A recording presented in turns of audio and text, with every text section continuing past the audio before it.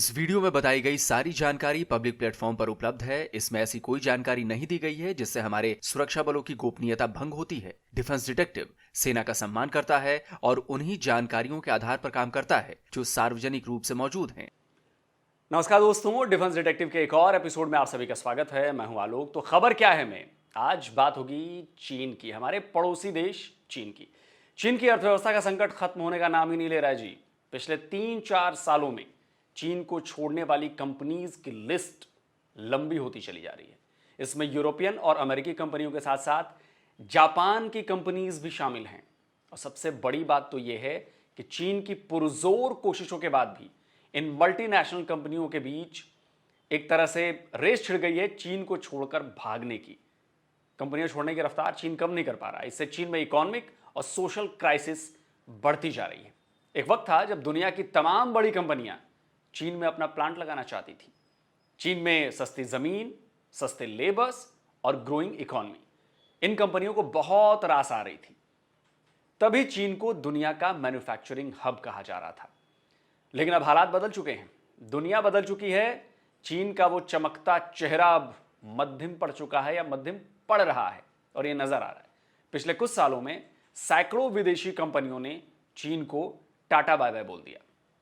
चीन की खबरों पर पैनी नजर रखने वाले मीडिया हाउस चाइना ऑब्जर्वर ने एक डिटेल स्टोरी पब्लिश की है। यह रिपोर्ट खास तौर पर चीन छोड़ने वाली जापानी कंपनियों के बारे में है। इसमें बताया गया है कि कोरोना शुरू होने से 1 साल पहले से जापानीज जो कंपनीज थी उन्होंने चीन से भागना शुरू कर दिया था, क्योंकि उन्हें अंदाजा हो गया था कि चीन ने इकोनॉमी का जो बुलबुला पूरी दुनिया को दिखाया है उसमें कुछ ना कुछ झोल है। चीन का झुझोउ सिटी सिल्क से लेकर इलेक्ट्रॉनिक गुड्स तक को मैन्युफैक्चरिंग कर रहा था, उसका हब है, कर रहा है। लेकिन यहां पर अब फैक्ट्रियों के खुलने का सिलसिला थम हो रहा है और बंद होने का तेज हो गया है।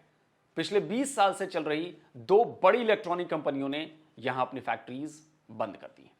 इनमें से एक कंपनी डाटोंग इलेक्ट्रिक झुझाऊ में थी, जबकि जेडिक इलेक्ट्रॉनिक्स कुनशान में। और इन दोनों कंपनियों के बंद होने में एक बड़ी बात कॉमन है, मतलब दोनों के बीच एक ही कड़ी है कि ये दोनों कंपनियां जापानीज फंडिंग से चल रही थी और कंपनियों ने चीन से अपना कारोबार समेटने का फैसला कर लिया है। दोनों कंपनियां काफी लंबे वक्त से इसकी तैयारी कर रही थी। बंद होने से पहले दोनों कंपनियों ने अपने वर्कर्स को अच्छा खासा मुआवजा भी दिया है। ऐसा नहीं है कि ऐसा ही भाग गई, लेकिन सच तो यह है कि इन फैक्ट्रीज में काम करने वाले हजारों वर्कर्स अब बेरोजगार हो चुके हैं। और सच यह भी है कि ये दोनों कंपनियां चीन छोड़ने वाली कंपनियों के लिस्ट में ना तो पहली हैं और ना ही आखिरी। सीधे तौर पर यह कहें तो अब तक कई जापानीज कंपनियों ने चीन में अपना प्रोडक्शन बंद कर दिया है पूरी तरह से। कई कारोबार समेट रहे हैं और कई इसकी तैयारियों में जुट गए हैं कि बहुत जल्दी छोड़ देना है। Chinese web portal of week की इस खबर को देखिए। 2 नवंबर की इस खबर की हेडलाइन है, big defeat suddenly announced withdrawing from Chinese market, Japanese auto giant sadly leaves the market. यह आर्टिकल मैंडेरियन में है, लेकिन मैंने इसे इंग्लिश में ट्रांसलेट कर दिया है। तो खबर तो आपने समझ ली होगी। दुनिया की सबसे बड़ी ऑटो कंपनीज में शामिल मित्सुबिशी ने चीन का मार्केट छोड़ दिया है। सीएनएन ने भी 25 अक्टूबर को इस खबर को पब्लिश किया था। जापानी कंपनी मित्सुबिशी ने 2012 में गुआंगझोंग ऑटोमोबाइल ग्रुप कंपनी के साथ ज्वाइंट वेंचर के तौर पर चीन में अपना प्रोडक्शन यूनिट शुरू किया था। इसे नाम दिया गया था जीएसई मित्सुबिशी। लेकिन अब करीब 11 साल बाद मित्सुबिशी ने चीन छोड़ने का ऐलान कर दिया। ईटी ऑटो की यह खबर देखिए, यह 2 दिसंबर 2023 की है। खबर बता रही है कि दिग्गज जापानी ऑटोमोबाइल कंपनी टोयोटा भी अपने कई प्लांट्स में कामकाज रोक रही है।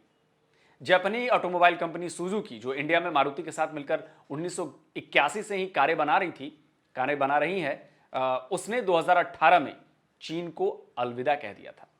लेकिन बात जो है वो सिर्फ इतनी गिनी चुनी कंपनियों की नहीं है। चीन में जापान ही नहीं, दुनिया की तमाम ऑटोमोबाइल कंपनियों की हालत खस्ता है और सब के सब वहां से बाहर निकलने का रास्ता तलाश कर रही हैं। और सिर्फ ऑटोमोबाइल ही क्यों, हर सेक्टर की कंपनियों का चीन से मोह भंग हो चुका है। साल 2022 में बिजनेस स्टैंडर्ड में छपी इस रिपोर्ट को देखिए। इस रिपोर्ट के मुताबिक जापान के अपने प्रोडक्शन का 90% प्रोडक्ट अपने देश से बाहर बनता है। इसमें सबसे ज्यादा प्रोडक्शन चीन में होता है। जापान की तमाम बड़ी कंपनियों की फैक्ट्रीज जो हैं वो चीन में हैं। इस रिपोर्ट में सिंगापुर पोस्ट के हवाले से बताया गया है कि 2016 से 2019 के बीच 249 जापानीज कंपनीज ने चीन छोड़ दिया, जबकि साल 2022 में इस लिस्ट में 135 कंपनीज और शामिल हो गई। ऑटोमोबाइल इंडस्ट्री के चीन छोड़ने की एक बड़ी वजह चीन की कोविड पॉलिसी भी थी। जीरो कोविड पॉलिसी की वजह से और ऑटो पार्ट्स के प्लांट्स में जो है वो कामकाज ठप हो गया था। इसने कार मैन्युफैक्चरिंग कंपनीज के प्रोडक्शन को हिट किया। टोयोटा का ग्लोबल प्रोडक्शन 9% पर ईयर के हिसाब से गिर गया, होंडा का 54% और हीनो मोटर्स का 27% गिरा। इसके साथ ये कंपनियां चीन की खराब अर्थव्यवस्था को लेकर भी डरी हुई हैं। चीन 14,000 बिलियन यूएसडी के भारी भरकम इंटरनल डेब्ट से दबा है, यानी कि कर्जा है उस पर। तमाम कोशिशों के बाद भी इसमें बहुत ज्यादा सुधार होता दिख नहीं रहा है। इसीलिए कंपनियां जो हैं वो चीन में निवेश करने से या इन्वेस्ट करने से पीछे हट रही हैं। विदेशी ऑटोमोबाइल कंपनीज के चाइना छोड़ने की एक बड़ी वजह यह भी है कि चीन ने जब से ईवी में अपनी बढ़त बनाई है वो अपने लोकल प्लेयर्स को बहुत सारी मदद जो है वो इनडायरेक्ट तरीके से करता है। तो इससे क्या हुआ है कि विदेशी कंपनियों को नुकसान उठाना पड़ रहा है। लोकल मैन्युफैक्चरर्स के प्राइस से ये कंपनियां टक्कर नहीं ले पाती हैं और इनके प्रोडक्ट की जो सेल है वो गिर जाती है, यानी आसान शब्दों में कहूं तो नुकसान हो जाता है। और तो और जापान के कारोबारी चीन के काउंटर स्पियोनेज लॉ से भी बहुत ज्यादा डरे हुए हैं। इसी कानून के तहत इसी साल 17 जापानियों को चीन में जासूसी के आरोप में गिरफ्तार कर लिया गया था। बताया जाता है कि चीन ने यह सब अपनी लोकल कंपनीज के प्रोडक्शन को बढ़ाने के लिए किया।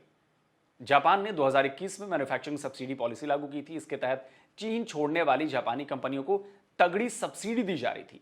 तब इसके पीछे वजह यह बताई गई थी कि भाई जापान अपने यहां प्रोडक्शन को बढ़ाना चाहता है, लेकिन असल में इसका कारण जो था या इसका कारण जो है चीन की इसी डबल स्टैंडर्ड पॉलिसी को जवाब देना था। साफ है चीन भले ही विदेशी कंपनियों की तुलना में अपने देश की कंपनियों को बढ़ाने के लिए तरह तरह के हथकंडे अपनाता रहता है, लेकिन इतनी विदेशी कंपनियों के चीन छोड़ने से उसकी डूबती अर्थव्यवस्था को तगड़ा झटका तय है लगना शुरू हो गया है। तो दोस्तों आज का ये वीडियो आपको कैसा लगा जरूर बताइए, कमेंट में अपनी राय दीजिए। और जिन लोगों ने डिफेंस डिटेक्टिव को सब्सक्राइब नहीं किया है उनसे भाई प्रार्थना है कि आप डिफेंस डिटेक्टिव को सब्सक्राइब कर लीजिए और साथ ही बेल आइकन जरूर दबाइएगा, जिससे हमारे द्वारा अपलोड किए गए हर नए वीडियो की जानकारी आप तक फौरन पहुंच जाए। जल्दी मिलता हूं एक और नए वीडियो के साथ। नमस्कार, जय हिंद।